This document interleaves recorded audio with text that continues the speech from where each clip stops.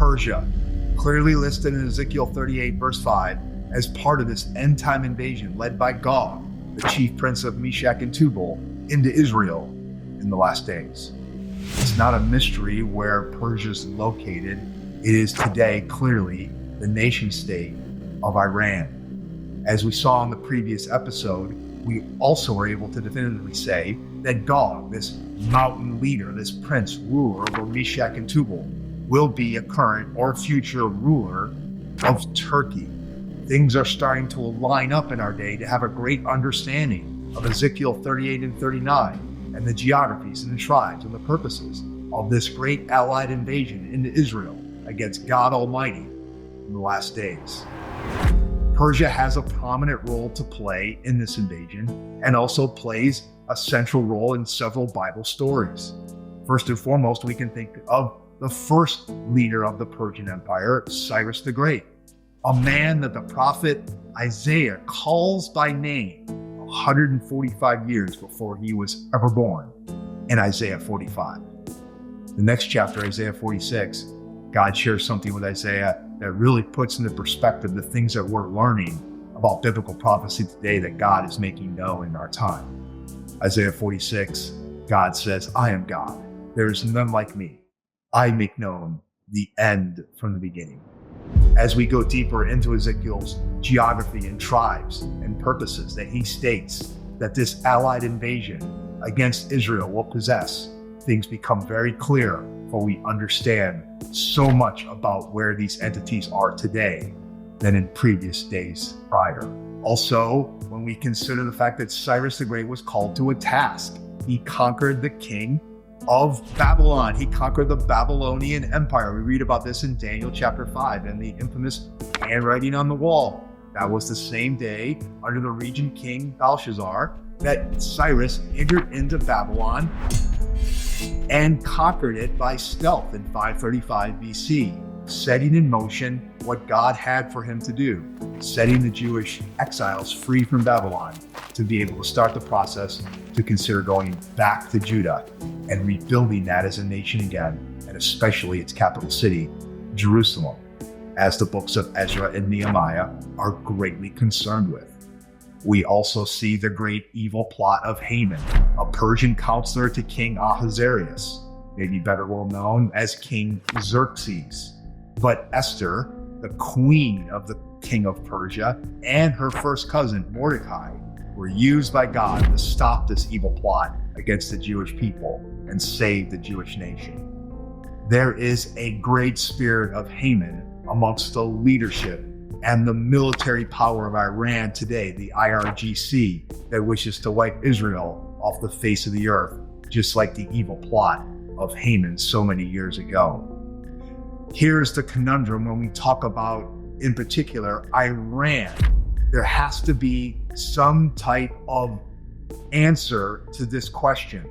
See, Iran, with its particular brand of Shia Islam, it sees itself as the great ruler over the Middle East, spreading its branch of Islam over the Middle East and certainly controlling the city of Jerusalem and eliminating the nation state of Israel.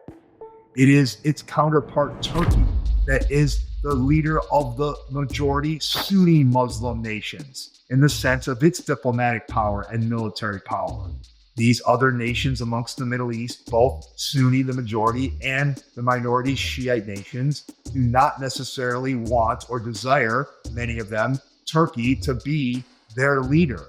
But yet, as we talked about in the previous episode, Turkey continues to use its dominant position to make the Ottoman Empire great again and bring these nations back into its fold.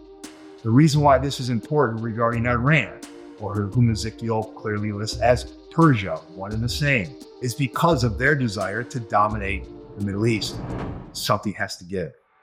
Either Iran is going to acquiesce and willingly come up under Turkey's leadership in this great invasion, which is not too difficult to see, especially when you consider so much of the environmental and domestic turmoil we are seeing in the nation of Iran today. Most of the Iranian people wish and long for freedom. The mosques are virtually empty in so many areas in Iran today.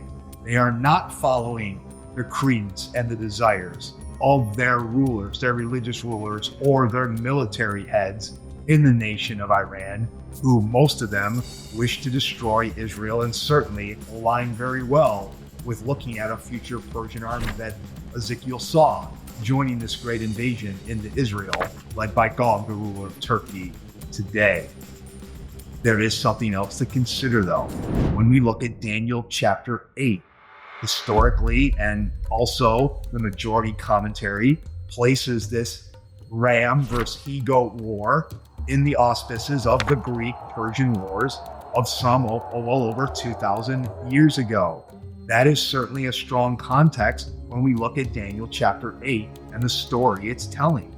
And yet when we also look at three particular verses in Daniel chapter 8, verses 17, verse 19, and 26, we read very definitively that the context of this ram he-goat war is for the very end of the end days, the time of wrath. Now that is clearly not the context of the Persian-Greek wars so many years ago. And yet, in all fairness, there are the final verses of Daniel chapter 8 seem to allude strongly to the coming Antichrist and things yet to come. And maybe those verses are just encapsulating certain context within Daniel 8, like those last certain verses that are end time related. And yet there's also something else to consider. For Daniel sees this ram, the nation of Persia or Iran today, marching from Susa, its capital, still a location in Iran today of the former Persian Empire, the Persian state. Daniel sees this ram marching to war to the north, the west, and south. Is it possible that Iran might have one final go at militarily trying to dominate and take lands in the Mideast and assert itself once again? Even though that is a minority view, it's still something to consider as a possibility, even though not necessarily having to say or put yourself in a position to say it's a strong possibility. It's simply one possibility we need to consider about how Iran, Persia, ends up following this great Turkish leader in his last day invasion. The he-goat in Daniel chapter 8 is often stated in our Bibles as clearly being from the west or Greece. And yet one of the words that describes this location of the he-goat is the tribe Yavon, one of the tribes grouped with Magog, Meshach, and Tubal in Genesis chapter 10. Yavon is not just the nation state of Greece or Ionia, it also includes the western coast of Turkey, what we know of it today. So it's possible that even this he-goat that defeats the ram in Daniel chapter 8, if it is to have a final end-time crescendo to this prophecy, could easily be the nation of Turkey today. Why is that important?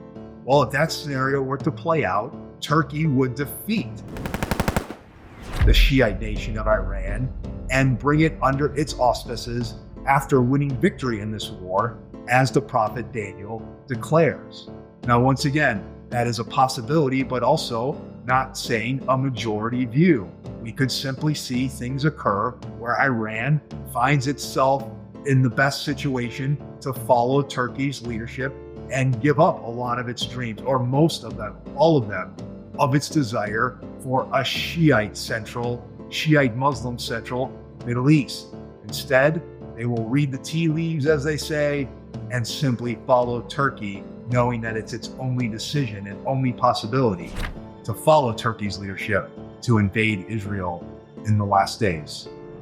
One way or the other, either and regardless of whether it comes by war and being submitted unto Turkey or simply a peaceful decision to follow Turkey, Persia, Iran will clearly be a part of this Turkish invasion into Israel in the last days. In the episodes to come, we'll talk about the opposition to this invasion that Ezekiel lists. We'll talk about God's sovereignty. And we're also, again, going to talk about the very important element of the timing of this invasion. It's so important to know, coinciding with other scriptures about this event to come. God bless you.